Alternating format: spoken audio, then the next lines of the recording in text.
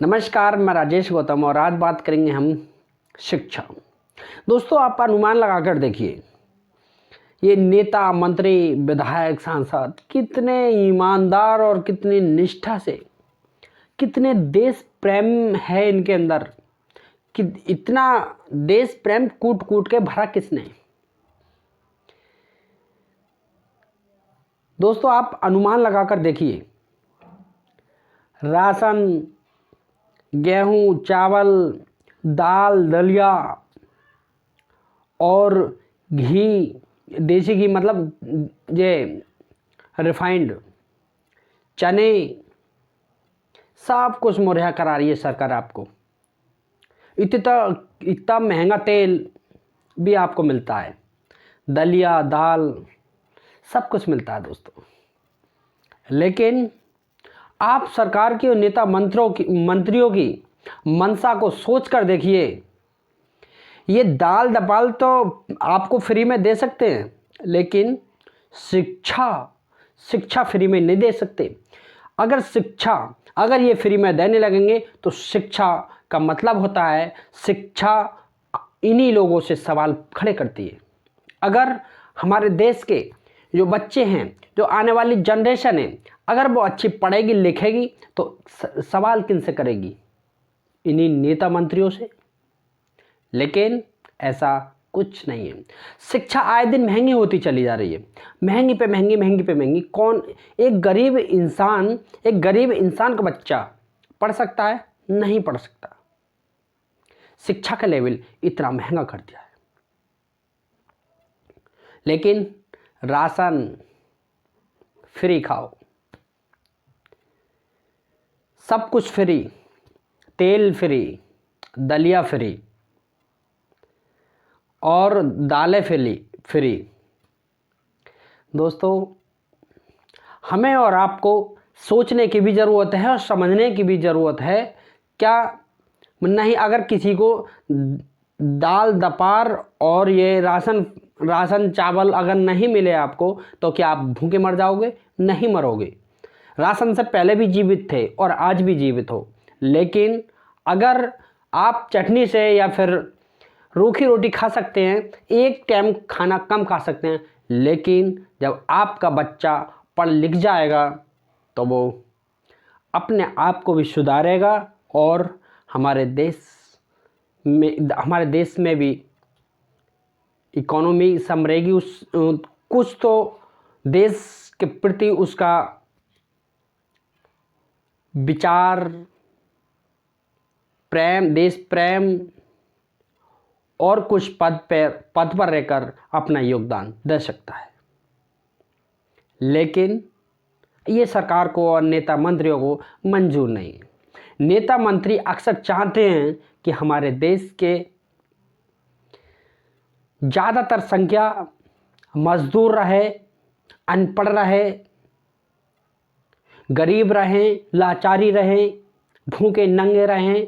अगर जब ये मंशा नहीं होती सरकार की, तो फिर क्यों शिक्षा महंगी हो रही है?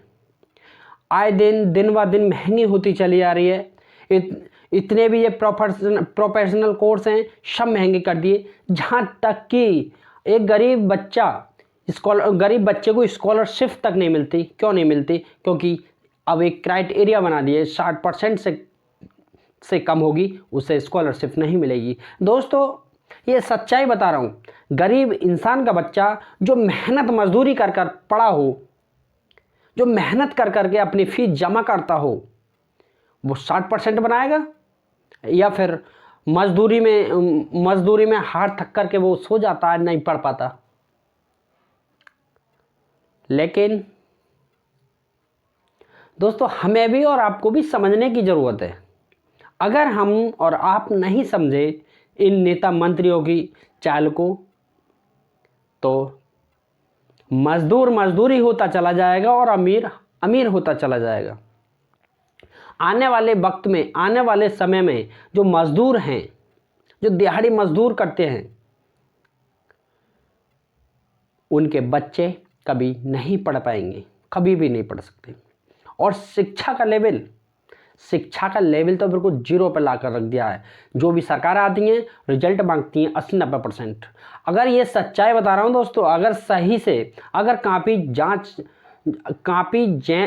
जांच होने लगे, कापी सही से जचने लगे, तो आज कागजियों में या फिर आपके रजिस्टरों में कितनी भी पढ़ाई होगी, लेकिन 15 से 20% रिजल्ट नहीं रह सकता उत्तर प्रदेश का। इतनी स्थिति के हाई स्कूल का बच्चा हिंदी नहीं पढ़ पाता, लेकिन वो भी सब 60-65% बना के लाएगा। ऐसी पढ़ाई से क्या फ़ायदा। और दोस्तों आपको भी क्या, ये डिग्री डिप्लोमा लेने के बाद क्या होगा, आप पर ग्रेजुएशन भी हो जाएगा तो उसका क्या होगा। ये डिग्री हो या डिप्लोमा हो या फिर 12th हो या 10th हो, ये बेकार है जब तक कि हमें उसके, मान लो अगर हमने 12th करा है तो उसके हिसाब से अगर क्वालिफिकेशन नहीं है और टैलेंट ही नहीं है हमारे अंदर तो बेकार है। लेकिन सरकारें ये नहीं सोचती। सरकारें तो अपने जीतने के वजह से, सत्ता में आने की वजह से कुछ ना कुछ ऐसा फंडा अपनाते हैं कहीं जो गांव के लोगों को बुरा नहीं लग जाए। रिजल्ट 80% करो कि 90% करो। एक संस्था है दोस्तों, annual status of education report, उसका नाम है शॉर्ट में असर। उसमें मैंने सर्वे करा है। गांव लेवल पर जो 8 क्लास का बच्चा है वो नाम नहीं लिख पा रहा है, हिंदी नहीं पढ़ पा रहा है, वो अखबार नहीं पढ़ पा रहा है, वो तो ऐसी शिक्षा से क्या फायदा। सरकार बड़े बड़े दावा करती हैं कि हम शिक्षा पर जूते दे रहे हैं, बच्चों को ड्रेस दे रहे हैं, मिड डे मील चल रहा है, लेकिन कोई फायदा नहीं है ऐसे मिड डे मील से और ऐसे ड्रेस से।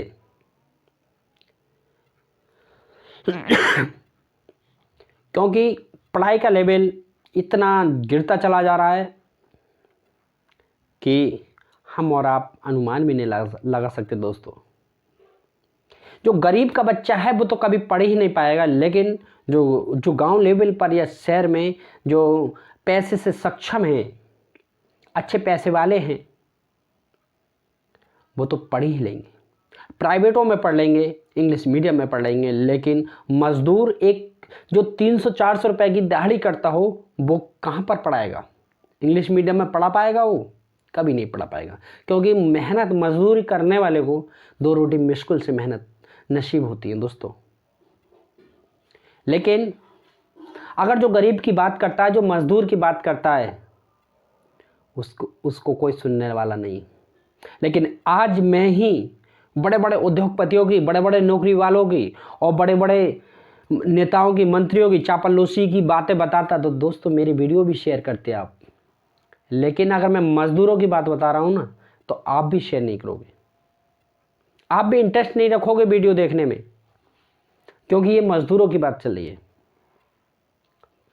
जिन कितने मजदूर संगठन हैं जो मजदूरों से काम कराने के बाद भी मजदूरों की दिहाड़ी नहीं मिलती। ये सच्चाई बता रहा हूं दोस्तों।